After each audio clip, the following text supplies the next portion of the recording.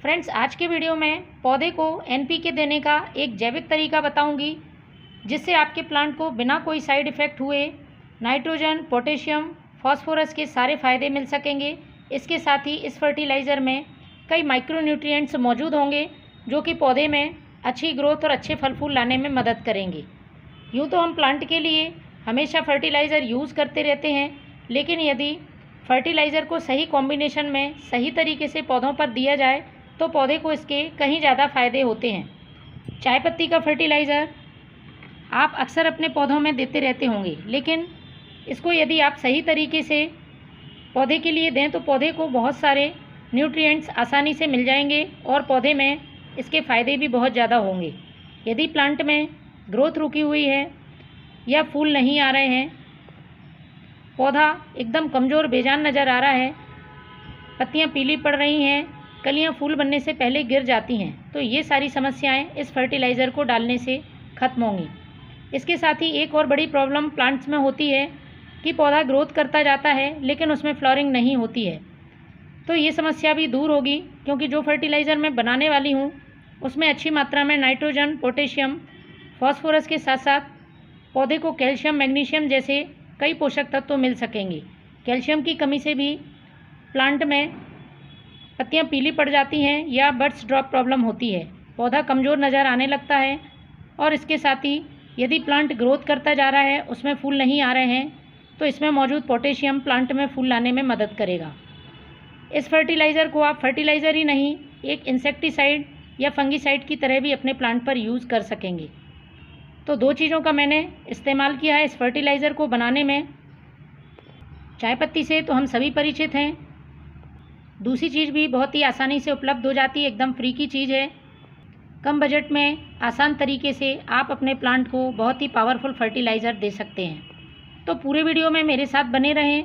इसको बनाने का तरीका जानना बहुत ज़रूरी है, क्योंकि जो मैं दूसरी चीज़ इसमें ऐड करूँगी उसकी सही क्वांटिटी यदि आप प्लांट के लिए नहीं रखते हैं और यदि मात्रा को ज़्यादा कर देते हैं या तरीका प्लांट पर देने का सही नहीं है, तो उससे प्लांट की मिट्टी का पीएच गड़बड़ हो सकता है, इससे पौधे को नुकसान होता है।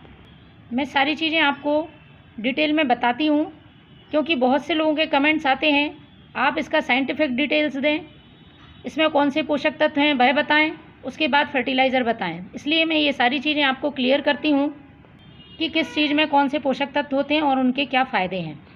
तो चलिए वीडियो को लंबा ना करते हुए फर्टिलाइज़र बनाना शुरू करते हैं। ये एक लिक्विड फर्टिलाइज़र है, आपको इसको बहुत तेज़ धूप में यूज़ नहीं करना है, सुबह या शाम में यूज़ करें। दूसरा, आपको इस फर्टिलाइज़र को स्प्रे नहीं करना है, सिर्फ हमें मिट्टी में ही इसका इस्तेमाल करना है। सभी प्लांट पर आप इसका इस्तेमाल कर सकते हैं। तो सबसे पहले आपको एक बर्तन ले लेना है। पौधों की संख्या के हिसाब से इस फर्टिलाइज़र को कम ज़्यादा बना सकते हैं। 4 से 5 पौधों के लिए जो मैं क्वांटिटी बता रही हूँ वो पर्याप्त है। इसी हिसाब से आप मात्रा को घटा बढ़ा लें। 1 छोटा चम्मच लेना है हमें फ्रेश टी लीफ का। मैं इसको आपको बताती रहती हूँ। फर्टिलाइज़र जो चाय पत्ती का हम बनाते हैं वो प्लांट की सॉइल को एसिडिक करने का काम करती है। इसके साथ ही इसमें नाइट्रोजन मौजूद होता है जो कि पौधे को ग्रोथ देता है, पत्तियों को हरा रखता है। दूसरी चीज़ है ये राख, वुड ऐश, लकड़ी की राख। इसमें बहुत सारे फ्रेंड्स पोषक तत्व तो होते हैं, कैल्शियम, पोटेशियम, फास्फोरस, मैग्नीशियम। इसके साथ ही कई माइक्रोन्यूट्रिएंट्स मौजूद होते हैं। मिट्टी को उपजाऊ बनाने का ये राख काम करती है। आपके पास वुड ऐश नहीं है तो आप कंडे की राख का भी इस्तेमाल कर सकते हैं, लेकिन इसको डालते समय हमें सावधानी का ध्यान रखना होगा। बहुत ज़्यादा मात्रा में और बार बार यूज़ नहीं करना है। महीने में एक बार ही आप इसका बना हुआ फर्टिलाइज़र डालें। एक इंसेक्टिसाइड और फंगिसाइड की तरह भी काम करती है। यदि आपके पौधों की पत्तियों में किसी तरह के इंसेक्ट हैं, चींटियाँ हैं, तो उन पर आप इसका इस पाउडर फॉर्म में ही छिड़काव कर सकते हैं। तो आज मैं आपको फर्टिलाइज़र बना रही हूँ, इसलिए मैं फर्टिलाइज़र ही बताऊँगी। आगे किसी वीडियो में मैं इसका पूरा डिटेल बताऊँगी कि किस तरह से प्लांट से इंसेक्ट और फंगस दूर करने में ये उपयोगी है। तो 1 छोटा चम्मच हमें ये राख का ले लेना है। दोनों को पानी डालकर भिगाकर रख देना है 24 घंटे के लिए। ढककर सेमी शेड एरिया में रख दें आप। तो फ्रेंड्स 24 घंटे पहले मैंने जो फर्टिलाइज़र तैयार करके रखा है, कुछ इस तरह से ये फर्टिलाइज़र तैयार होगा। पानी का कलर चेंज हो गया है। इसको हमें अच्छी तरह से मिक्स कर लेना है, क्योंकि राख जो है वो पानी में बैठ जाती है। तो मिक्स कर लेते हैं। इसके बाद हमें इसे डाइल्यूट करना होगा। डायरेक्ट अपने प्लांट पर यूज़ नहीं करना है। चाहे तो आप इसको छान सकते हैं, लेकिन मैं नहीं छानने वाली हूँ। तो मैं इसे डाइल्यूट करती हूँ।